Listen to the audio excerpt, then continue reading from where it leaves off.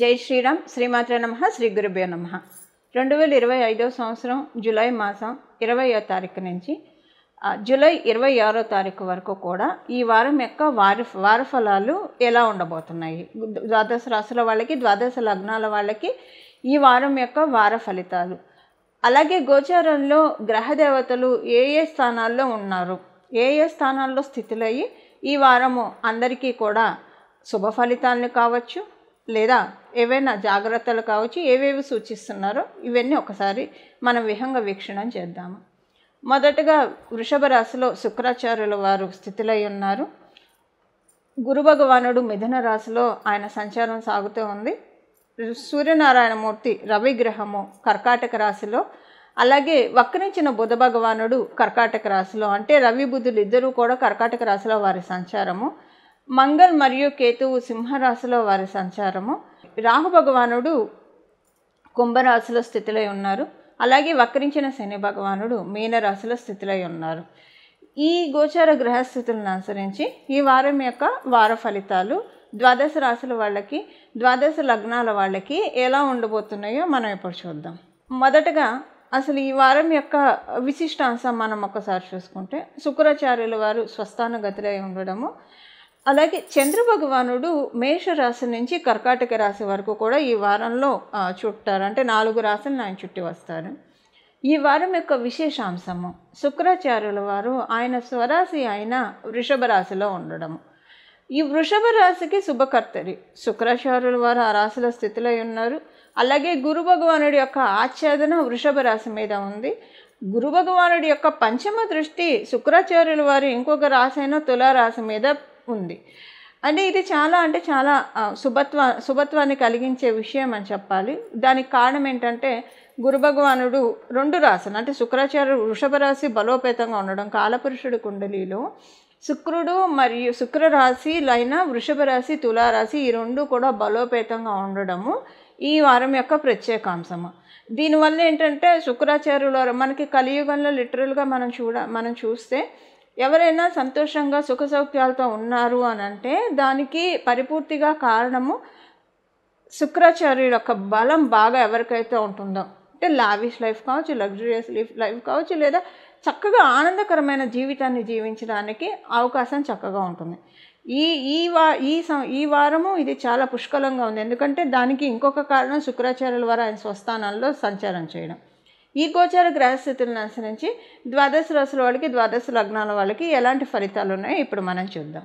కర్కాటక రాశి, కర్కాటక లగ్నంలో పుట్టిన వాళ్ళకి ఈ వారము ఎలా ఉంది? ఈ వారం మీకు అనుకూలంగా లేదు, అలాగని ప్రతికూలంగా లేదు. గోచార గ్రహస్థితులు చాలా తటస్థంగా ఉన్నాయి. మీ జన్మజాతకాన్ని అనుసరించి ఆధారపడి ఉంటుంది ఈ వారం ఎలా ఉంటుంది. మీ జన్మజాతకంలో ఇప్పుడు మీకు శుభ సమయం నడుస్తూ ఉంటే మీకు ఈ వారం అత్యద్భుతంగా ఉంటుంది. మీ జన్మజాతకం ప్రస్తుతం బాగోకపోయి ఉంటే కనుక ఈ వారం అంతా మీకు చాలా స్ట్రెస్ఫుల్గా అనిపిస్తుంది. ఓపిక ఉండదు. పనులన్నీ కూడా చాలా బలవంతంగా ఈడ్చుకొని చేస్తున్నట్లు అనిపిస్తుంది. ఎనర్జీ లెవెల్స్ ఎందుకో డౌన్ అయినట్టు అనిపిస్తుంది. పిల్లలకి అటెన్షన్ ఎక్కువ పే చేయాల్సి వచ్చి దాంట్లో మీ ఓపిక అంతా అయిపోతుంది. ఇలాగా అంటే ప్రస్తుతం మీ జన్మజాతకంలో మీ దశ అంతర్దశలు కొంచెం ఇబ్బందికరంగా ఉంటే అప్పుడు మీకు ఈ వారం ప్రతికూల పరిస్థితులు చూస్తారు. మీరు ఉద్యోగస్తులైనా, వ్యాపారస్తులైనా, ఉద్యోగస్తులైతే మీకు వర్క్ ప్లేస్లో కొన్ని రాజకీయాలు జరుగుతాయి. దానివల్ల మీరు చాలా విసిగిపోతారు. అంటే ఎంతమందితో ఎలా ఉండాలి, ఎంతమందిని సాటిస్ఫై చేయాలి, చాలా చికాకు వచ్చేస్తుంది మీకు. ఎంతమందిని సాటిస్ఫై చేస్తూ వెళ్ళాలి.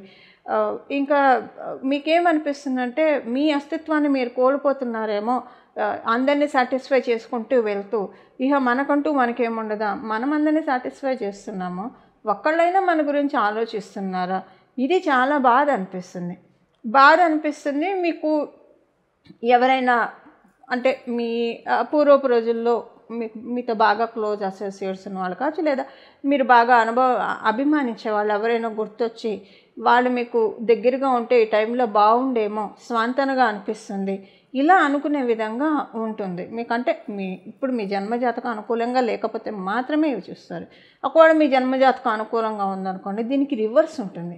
ఎలా ఉంటుంది అంటే, మీరు ఫ్లోలో ఏ మాట అన్నా అది వహ్ వాహ్ వహ్ వాహ్ శబాష్ శబాష్ అనే విధంగానే ఉంటుంది. ఒకవేళ మీరు అనకూడని మాటలు అన్నా కూడా ఇదే ఒకవేళ మీ జన్మజాతకం ప్రస్తుతం అనుకూలంగా లేకపోతే మీరు ఏం మాట్లాడినా, మంచి మాటలు మాట్లాడినా గ్యాస్ కొడుతున్నారు, డబ్బా కొడుతున్నారు, ఇలా రకరకాలుగా మాటలు పుట్టిస్తారు.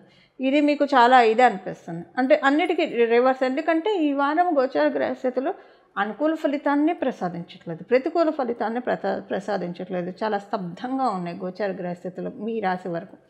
దానివల్ల మీ జన్మజాతకం ఏది ఉంటే దాన్నే పెంచి పోషిస్తున్నాయి ఈ వారం ఉన్న గోచార గ్రహస్థితులు. సపోజ్ మీ జన్మజాతకం చాలా అనుకూలంగా ఉంటే ఇవన్నీ కూడా ప్లస్ అవుతాయి. మీ గోచార గ్రహస్థితులన్నీ మీకు చాలా పాజిటివ్ రిజల్ట్స్ ఇస్తాయి. ఒకవేళ బాగోకపోయి ఉంటాయి గోచార గ్రహస్థితులు మైనస్ రిజల్ట్స్ ఇస్తాయి. ఒకళ్ళకొకళ్ళు పోటీ పడి మరీ మైనస్ రిజల్ట్స్ ఇస్తాయి. ఉద్యోగస్తులకి మనం చూసాం, వ్యాపారస్తులకి మీ జన్మజాతకము అనుకూలంగా లేకపోతే ఈ వారం వ్యాపారస్తులందరికీ కూడా చాలా ఎమోషనల్ మూమెంట్స్ ఉంటాయి. ఎంత ఎమోషనల్ మూమెంట్స్ ఉంటాయంటే అది మీ ఇంట్లో వాళ్ళతో కావచ్చు, వ్యాపార స్థలంలో కావచ్చు, ఎక్కడైనా సరే ఎమోషనల్ మూమెంట్స్ తోటి బాగా ఎమోషనల్గా డ్రైన్ అయినట్టు అనిపిస్తుంది. మీకు చాలా డ్రైన్ అయినట్టు అనిపిస్తుంది. వ్యాపారంలో కొంత మీరు అంటే కొన్ని నిర్ణయాలు తీసుకోకుండా ఉంటే బాగుండేదేమో అని అనిపిస్తుంది ఈ వారం మీకు. కానీ ఇది ఈ వారం వరకు మాత్రమే. మళ్ళీ వచ్చే వారాలు ఈ పాయింట్ అప్లికేబిలిటీ ఉన్నది. ఇది ఉద్యోగస్తులకైనా వ్యాపారస్తులకైనా. ఇదే మీ జన్మజాతకం బాగుంటే మీకు అనిపిస్తుంది మీ అంత సమర్థవంతంగా ఇంకెవరు వ్యాపారం చేయలేరేమో, ఇలా చేయాలి వ్యాపారం అంటే మీకు తెలియకుండానే మీరు మంచి డెసిషన్స్ తీసుకున్నారు, వ్యాపారం చాలా బాగా చేస్తున్నారు అని మీకు అనిపిస్తుంది. అంటే అలాగ పాజిటివ్ వేలో మిమ్మల్ని గ్రహదేవతలు తీసుకెళ్తున్నాయి. విద్యార్థినులకి ఈ పాయింట్స్ ఏవి అప్లికేబిలిటీ లేదు. ఈ వారం మీకు నార్మల్గానే ఉంటుంది. మీకు నెగిటివ్ లేదు, పాజిటివ్ లేదు, మామూలుగానే ఉంటుంది. ఈ గృహిణులకి ఎలా ఉంటుందంటే ఈ వారము మీ గురించి కంటే మీ ఇంట్లో వాళ్ళ గురించి ఆతృత ఎక్కువగా ఉంటుందండి. సహజంగా గృహిణులకు అంతే ఉంటుంది అనుకోండి. తనకంటే తన భర్త పిల్లల మీద ఎక్కువ ఫోకస్ ఉంటుంది. ఈ వారం అది ఎక్కువ అవుతుంది. అయితే మీ జన్మజాతకం బాగా ఉంటే కనుక ఈ వారం మీ ఇంట్లో వాళ్ళతోటి ఎక్కువ టైం స్పెండ్ చేస్తారు, వాళ్ళు బాగున్నారు అని మీకు అనిపిస్తుంది. మీ జన్మజాతకం బాగోకపోతే కుటుంబంలో వాళ్ళతోటి కొంత మీకు మనస్పర్ధలు, వాళ్ళ గురించి ఆందోళన ఇలాంటివి ఉంటాయి. ఇవి ఈ వారం యొక్క గోచారం మీకు సపోర్టు చేయట్లేదు, ప్రతికూల పరిస్థితిని ఇవ్వట్లేదు. మీ జన్మజాతకం ఎలా ఉందో దాన్ని అనుసరించే ఫలితాన్ని గోచారంలో ఉన్న గ్రహదేవతలు కలిగిస్తూ ఉన్నాయి. ఇప్పుడు మనం ఏం పరిహారం చేసుకుంటే ఒకవేళ జన్మజాతకం బాగోకపోతే దాన్ని మరీ బాగోలేదన్న పాయింట్ నుంచి కొంతవరకు బెటర్ అన్న పాయింట్కి తెచ్చుకోవచ్చు. ఇప్పుడు చూద్దాం. ఈ వారము అందరికీ కూడా మన శుక్రబలం చాలా బాగా ఉంది. శుక్రరాశులైన వృషభ, తులారాశులు చాలా బాగా ఉన్నాయని మనం చూసాం. మీ జన్మజాతకంలో శుక్రాచార్యుల వారి బలం ఉన్నా లేకపోయినా ఇది చాలా బెస్ట్ టైం శుక్రాచార్యుల వారి యొక్క బలాన్ని మనం పెంపొందించుకోవడానికి. శుక్రాచార్యుల వారి బలం లేకపోతే ఎలా తెలుసుకోవాలి? బలం ఉంటే ఎలా ఉంటుంది, బలం లేకపోతే ఎలా ఉంటుంది? ఆయన బలం ఉంటే మ్యారిటల్ లైఫ్ చాలా చక్కగా ఉంటుంది, మొదటి విషయము. అలాగే అందరితోటి రిలేషన్స్ బాగుంటాయి. సో కలియుగం కాబట్టి, మనం ఉన్నది కలియుగం కాబట్టి ఏది కూడా 100% ఉండదు. 30%, 70% మాత్రమే ఉంటుంది. ఎంత బెస్ట్ రిలేషన్ అయినా సరే 30% అసంతృప్తి ఖచ్చితంగా ఉంటుంది. అంటే బాధ ఖచ్చితంగా ఉంటుంది. మనకి సుఖం వెంట దుఃఖం ఉంటుంది. సో మనకి ఈ కలియుగంలో రిలేషన్స్ ఎంత బాగా ఉన్నా 30% అసంతృప్తి అనేది ప్రతి ఒక్కళ్ళకు ఉండే తీరుతుంది. ఆ రిలేషన్ పట్ల అసంతృప్తి అటు ఉంటుంది, ఇటు ఉంటుంది, ఇద్దరికి ఇరుపక్షాలకు ఉంటుంది. ఇందులో ఎవరికి మినహాయింపు ఉండదు. ఎందుకంటే ఏది కూడా 100% ఈ కలియుగంలో ఉండదు.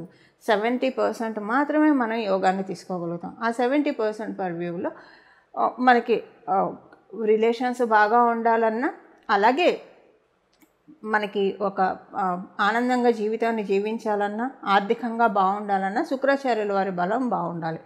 ఆర్థిక విషయాల్లో కూడా ఎంత చెట్టుకి అంత గాలి అని ఎందుకంటారు ఈ కలియుగంలో? ఇదే కారణము. ఎందుకంటే ఏది కూడా పరిపూర్తిగా 100% ఎవరు ఏది అనుభవించలేరు.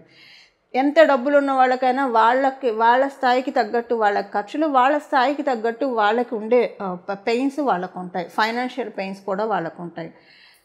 ఇప్పుడు మామూలుగా కూడా రిలేషన్స్ విషయంగా మనం చూస్తే చాలా కొంతమంది ఉంటారు, అంటే చాలా మంచివాళ్ళు, మంచి కోసమే మాట్లాడతారు. ఎవరికైనా అన్యాయం జరుగుతుంటే వాళ్ళు స్టాండ్ తీసుకుంటారు.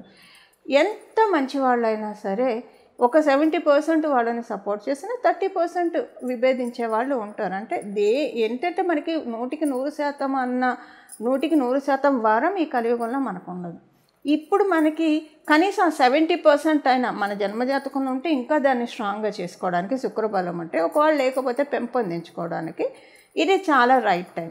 గురువారం పూట శ్రీ మహాలక్ష్మి అమ్మవారి యొక్క ఆరాధన మనం గురువారం చేయొచ్చు, శుక్రవారం మామూలుగా మనం చేస్తాము. కాకపోతే ఇప్పుడున్న ఈ వారం ఉన్న గోచార క్యాలిక్యులేషన్స్ని బట్టి గురువారం పూట శ్రీ మహాలక్ష్మి అమ్మవారికి ప్రత్యేక ఆరాధన చేయడం, అంటే ఈ గురువారము మనకి ఈ వారంలో ఉన్న గురువారం శ్రీ మహాలక్ష్మి అమ్మవారి ఆలయానికి వెళ్ళి రావడము ఇది చాలా మంచిది. అలాగే శుక్రాచార్యుల వారి రాశులు బలోపేతంగా ఉన్నాయి కాబట్టి శ్రీ మహాలక్ష్మి అమ్మవారు శుక్రాచార్యుల యొక్క సోదరి ఇది మనందరికీ తెలిసిన విషయమే.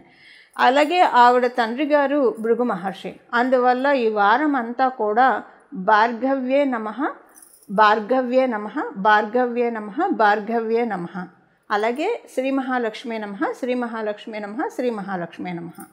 ఈ వారం అంతా కూడా ఈ 2 నామాలను జపించడం వల్ల మీ జన్మ జాతకంలో శుక్రాచార్యుల వారి బలం లేకపోతే, శుక్రబలం లేకపోతే ఆ శుక్రబలాన్ని సరిచేసుకునే అవకాశాన్ని గోచారంలో ఉన్న గ్రహదేవతలు మనకి కలిగిస్తున్నాయి. ఈ విధంగా మనందరం కూడా శుక్రబలాన్ని పెంపొందించుకోవాలి అమ్మవారి ఆశీస్సులతో అని చెప్పి నేను కూడా మనందరి తరఫున అమ్మవారిని మనస్ఫూర్తిగా ప్రార్థిస్తూ సత్యమేవ జయతే, మంగళం, నమో భగవతే వాసుదేవాయ.